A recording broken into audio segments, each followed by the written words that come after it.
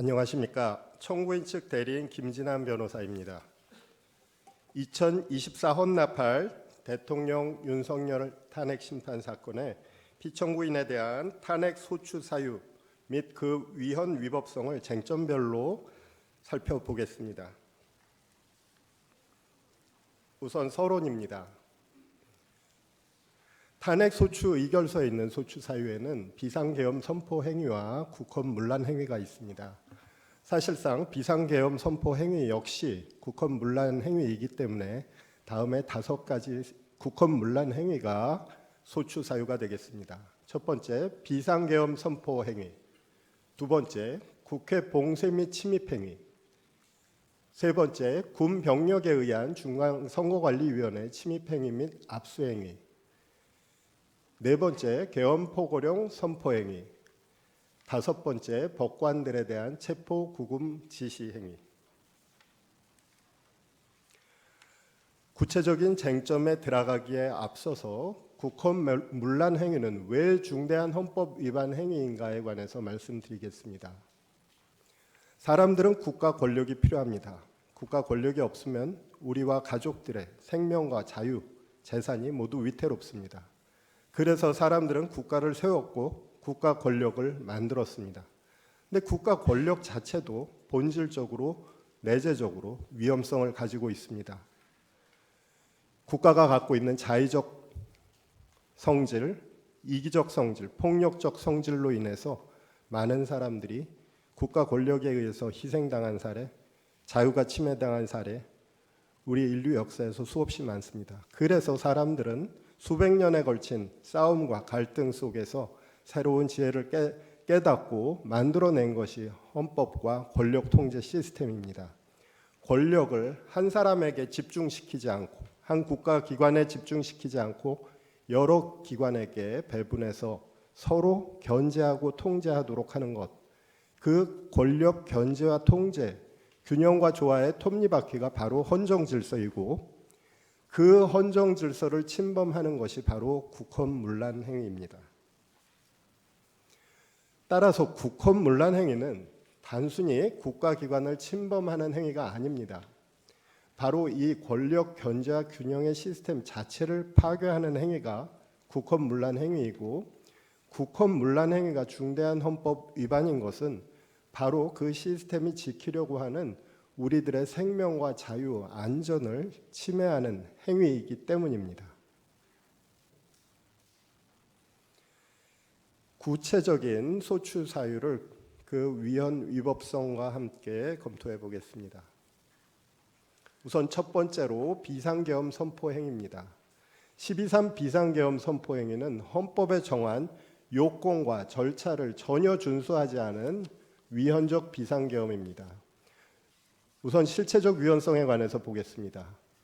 민주공화국에서 독재 정치는 허용되지 않습니다. 하지만 비상시에 독재 정치와 유사한 권력 집중을 허용하는 것이 법과 제도로서 독재와 유사한 정치를 허용하는 것이 바로 비상계엄입니다. 따라서 헌법 77조에서는 그 위험한 비상계엄 선포를 엄격하게 요건을 규정함으로써 통제하고 있습니다. 첫 번째가 전시, 사변 또는 이에 준하는 국가 비상사태의 존재이고 두 번째가 병력으로서만 공공의 안녕 질서를 유지할 수 있을 것이라는 요건입니다. 12.3 비상계엄 선포 당시 이와 같은 요건이 전혀 충족되지 않았음은 모든 국민들이 다 알고 있습니다. 피청구인은 주장합니다. 국가 긴급권 발동의 요건은 대통령이 자유재량으로 결정할 수 있는 것이다. 하지만 헌법재판소는 1996년 긴급 재정명령에 관한 사건에서 다음과 같이 판시했습니다. 국가 긴급권 발동의 요건 판단은 대통령의 자유재량이 아니다. 객관적으로 대통령의 판단을 정당화할 수 있는 정도의 위기 상황이 존재해야 한다라고 판시했습니다. 12월 3일은 입법, 행정, 사법, 우리 사회 질서 모든 것이 정상적으로 작동하고 있는 그러한 평범한 날이었습니다.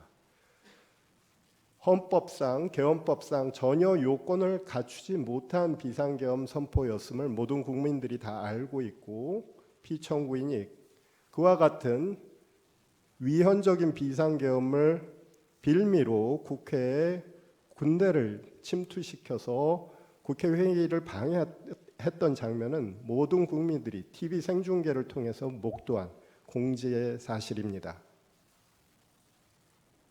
다음으로 절차 위반에 관해서 보겠습니다. 절차 위반은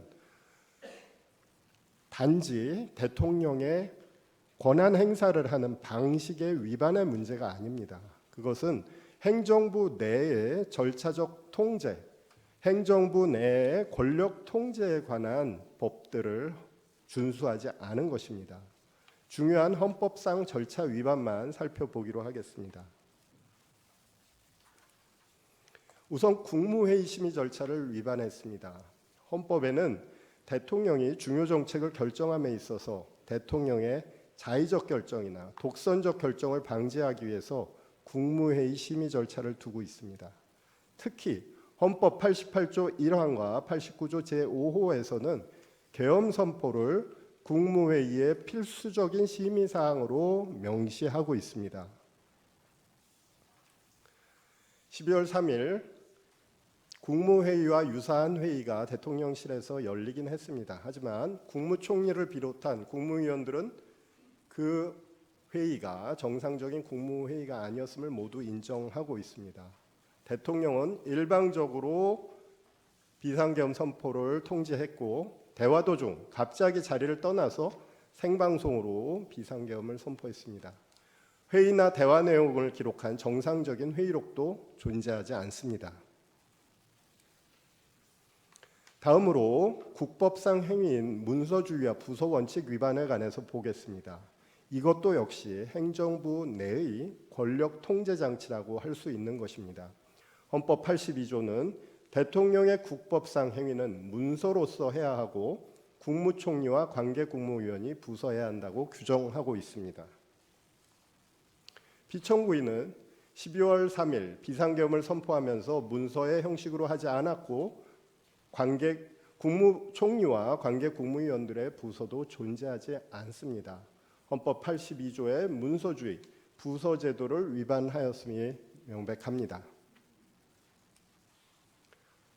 다음으로 세 번째 절차 위반으로 계엄 선포 시 지체 없는 국회 통고 의무 위반에 관해서 보겠습니다. 헌법 77조 제4항에서는 대통령이 계엄을 선포할 때 지체 없이 국회에 통고할 의무를 규정하고 있습니다. 이것은 국회가 계엄을 통제할 수 있는 권한, 즉 계엄 해제 요구 결의를 할 수 있도록 그것이 가능하도록 하는 절차입니다. 피청구인은 국회에 대한 통고 의무를 전혀 이행하지 않았고, 오히려 경찰력을 동원해서 국회의원들이 국회에 들어가지 못하도록 막았고, 병력을 동원해서 국회에서 회의를 하고 있는 국회의원들을 끌어내려고 했습니다. 피청구인의 비상계엄 선포 후 국회 통고 의무 위반은 중대한 헌법 절차 위반입니다. 결국 피청구인의 12.3 비상계엄 선포는 헌법상 요건과 절차 중 어느 하나도 준수하지 않은 위헌적인 비상계엄 선포였습니다. 다음 두 번째 국헌문란 행위로서 국회 봉쇄 및 침입 행위에 관해서 보겠습니다. 피청구인은 계엄 해제 요구 결의를 하고 있는 국회를 공격했습니다. 첫 번째, 경찰을 통해서 국회의원들의 국회 진입을 막았고, 또한 군을 투입해서 본회의장 안에서 계엄 해제 요구 결의를 하고 있는 국회의원들을 강제로 끌어내려고 했습니다. 대통령의 비상계엄 선포는 헌법의 모든 원칙과 구조를 파괴할 수 있는 가장 무서운 권한 행사입니다. 그런데 이를 견제할 수 있는 유일한 헌법적인 수단은 국회의 계엄 해제 요구권 단 하나밖에 없습니다. 그런데 대통령은 바로 그 계엄 해제권을 파괴하려 한 것입니다. 권력 견제의 헌법 장치를 파괴하려고 한 피청구인의 행위는 국헌문란 행위입니다. 만일 국회가 피청구인의 방해 행위로 인해서 계엄 해제 의결에 실패했다고 한다면 지금 이 시기에 대한민국에는 독재 정치 또는 군정 통치가 도래해 있을 것입니다. 이것은 명백한 헌법 파괴 행위입니다. 다음으로 국회의원들에 대한 체포 지시에 관해서 보겠습니다. 피청구인은 국회의장과 야당 대표 등 자신에 반대하는 정치 인사들에 대한 체포 및 구금 지시를 했습니다. 헌법 44조 1항에는 회기 중 국회의원의 불체포 특권을 규정하고 있습니다. 더 나아가서 계엄법 13조에서는 회기 중이 아니다 하더라도 계엄 중에는 국회의원의 불체포 특권을 보장하고 있습니다. 피청구인의 행위는 헌법 44조, 계엄법 13조의 불체포 특권의 규정을 정면으로 위반한 행위입니다.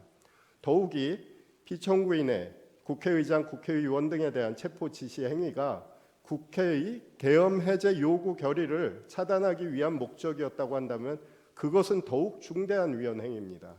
이것은 자유민주적 기본 질서를 침해하는 행위이며 대의민주주의 원칙에 정면으로 반하는 행위입니다. 다음으로 세 번째 국헌문란 행위인 중앙선거관리위원회의 침입 행위의 위헌성에 관해 보겠습니다. 피청구인은 중앙선거관리위원회의 군대를 침투시켜서 선거관리 서버 및 직원 휴대폰 등을 압수수색하였고 직원들에 대한 체포 구금 계획까지 세웠습니다. 중앙선거관리위원회는 헌법상 독립된 헌법기관입니다. 다른 권력기관, 특히 행정부의 부당한 선거 간섭을 제도적으로 배제한다는 의미에서 독립된 헌법기관으로 설립한 것입니다. 이처럼 비상계엄 하에서도 특별한 조치를 할 수 있는 독립된 헌법기관을 침해한 행위는 헌법 77조 3항과 114조에 위반하는 행위입니다. 다음으로 직원의 휴대전화 압수 행위에 관해서 보겠습니다. 피청구인은 12월 3일 비상계엄 선포 직후에 병력을 선거관리위원회에 침투시켜서 당일 당직을 쓰고 있던 직원들을 제압하고 그들의 휴대전화를 압수했습니다. 이 휴대전화 압수는 당직자들이 외부나 상급자에게 연락하여 도움을 요청하지 못하도록 한 행위라고 할 것입니다. 이것은 헌법 영장주의 위반이고 신체의 자유 침해이며 통신의 자유 침해인 동시에 선거관리위원회의 독립성에 대한 침해라고 할 것입니다. 다음으로 네 번째 국헌문란 행위인 포고령 제1호의 위헌 위법성에 관해서 보겠습니다. 포고령 제1호의 일부를 봅니다. 1. 국회와 지방의회, 정당의 활동과 정치적 결사, 집회, 시위 등 일체의 정치활동을 금한다. 2. 자유민주주의 체제를 부정하거나 전복을 기도하는 일체의 행위를 금하고 가짜뉴스, 여론조작, 허위선동을 금한다. 3. 모든 언론과 출판은 계엄사의 통제를 받는다. 포고령 제1호의 1은 국회의 정치활동 금지를 규정하고 있습니다. 이는 국회 기능을 중단시키려는 의도이며 대의민주주의 원칙의 본질을 침해하는 포고령입니다. 포고령에 있는 다른 조항들의 내용을 보면 국민의 정치활동의 자유, 정당활동의 자유, 언론 출판의 자유, 단체행동권 등 기본권을 전면적 본질적으로 침해하고 있습니다. 이것은 계엄 선포 이후에 국민의 반대와 저항을 예측하고 그 반대와 저항을 억압하기 위한 목적으로 만들어진 포고령이라고 하겠습니다. 자유민주적 기본질서의 핵심은 정치적 반대파의 보호입니다. 포고령 내용에는 정치적 반대파를 반국가 세력으로 정의하고 반국가 세력으로 몰아서 제거하려고 합니다. 이것은 자유민주적 기본질서를 폐지하고 독재를 선언하는 것과 다름없다고 할 것입니다. 포고령 1호의 내용은 이미 비상계엄 자체가 위헌이기 때문에 위헌적입니다. 하지만 가사 적법하고 정당한 비상계엄 선포였다고 하더라도 그 내용이 기본권과 자유민주적 기본 질서를 본질적으로 침해하는 내용이기에 위헌적인 포고령입니다. 마지막으로 사법부 주요 인사에 대한 체포 구금 지시의 위헌성에 관해서 보겠습니다. 피청구인은 아무런 근거나 범죄 혐의도 없이 전직 대법원장을 비롯한 전 현직 법관에 대한 체포 구금을 지시합니다. 헌법은 제105조, 106조에서 대법관과 법관의 신분을 보장하고 있습니다. 헌법상 법관의 신분 보장은 단지 법관 개인의 신분 보장이 아닙니다. 그것은 사법권 독립의 보장이고 권력 분립 원칙의 보장이며 법치주의 원칙의 가장 기본적인 전제입니다. 그럼에도 불구하고 피청구인은 이와 같은 헌법의 명령을 정면으로 위배한 반헌법적인 행위를 한 것입니다. 또한 이와 같은 사법부 주요 인사에 대한 체포 구금 지시로 인해서 공정한 재판이 방해되고 공정한 재판이 위축된다고 하면 모든 국민들의 공정한 재판을 받을 권리마저도 침해되는 것입니다. 피청구인의 헌법 위반 행위의 중대성에 관해서 보겠습니다. 헌법재판소는 2번의 대통령 탄핵 심판 사건에서 헌법이나 법률 위배의 중대성 판단 기준을 선언한 바 있습니다. 그것은 대통령을 임기 중 파면할 정도로 첫 번째, 법 위배 행위가 헌법 수호의 관점에서 중대한 의미를 가지는 경우, 두 번째, 대통령의 법 위배 행위를 통해서 국민의 신임을 중대하게 배반한 경우라는 기준입니다. 먼저 첫 번째, 법 위반의 중대성에 관한 사항을 보겠습니다. 앞서 본 바와 같이 피청구인은 절차와 요건을 전혀 갖추지 않은 비상계엄 선포를 했고 계엄 해제 결의 중인 국회에 대한 공격 행위를 했습니다. 이것은 법치국가 원칙에 대한 전면적인 공격 행위라고 할 것이고 이것만으로도 중대한 헌법 위반 행위이며 이것으로 독재 정치를 선포한 것과 다름없는 행위입니다. 또한 그 밖에 열거한 국헌문란 행위들, 이 모든 것들은 자유민주적 기본 질서, 권력 분립의 원칙, 법치국가 원칙에 반하고 대통령의 헌법 수호 의무에 위반되는 헌정 파괴 행위입니다. 다음으로 국민들의 신임에 대한 배신에 대해서 보겠습니다. 앞서 살펴본 피청구인의 법 위반 행위, 헌법 위반 행위, 그것으로 이미 국민들의 신임에 대한 심각한 배신 행위를 한 피청구인은 거기에서 그치지 않았습니다. 피청구인은 헌법을 준수하고 보호할 의무를 선서한 대통령입니다. 그럼에도 불구하고 현재까지 헌정질서 침해 행위를 반성하지 않고 있으며 오히려 국민을 분열시키는 음모론에 기초한 반헌법적인 주장을 하고 있습니다. 또한 위헌적인 비상계엄과 모든 국헌문란 행위들을 정당화하려고 시도하고 있습니다. 피청구인에게는 대한민국의 헌법 수호 의지가 전혀 없습니다. 따라서 대통령으로서 국정을 담당할 자격이 없다고 할 것입니다. 헌법 수호의 필요성의 관점을 살펴보겠습니다. 피청구인은 매우 위험합니다.